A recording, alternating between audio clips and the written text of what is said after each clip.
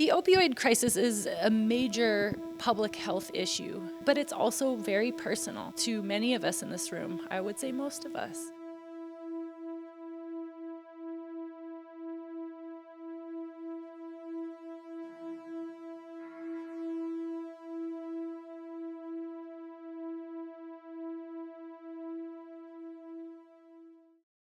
I've learned to dream big dreams because they come true. They do. They absolutely do. I envisioned the Etheridge Foundation as the place where we can bridge this, where we can be right in there adjacent to both sides, the science and the soul, the spirit, the earth, and bring it back together, which is the very definition of holistic medicine.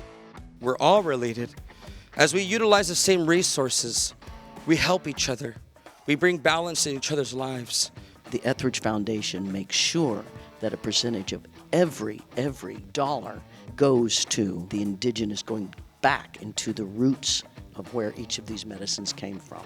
I think what many of the policy investigators and clinicians have said is we just have to try to do different things because the current approaches are not working. The idea that psychedelics can induce neuroplasticity, which is the basis of learning new behaviors, adapting our brain to switch from this context to the next, which could be leaving a drug and a substance, and having a greater perspective about one's own life. I think it's so fascinating how psychedelics seem to work on these multiple tracks, not only the emotional, mental, and even the spiritual pieces, but also different substances we see a general anti-addictive effect. To me, this is an amazing technology, and it comes from nature. Psychedelics provide a window, I think, and that's what's really inspiring, because that window of opportunity to kind of think about oneself in a different way, I think it can be empowering. We talk about this internalized shame, guilt, disempowerment. It allows them to really kind of connect to their own humanity, and that's what really kind of hits me right here when I do the work and I sit in the room. The more and more we learn scientifically,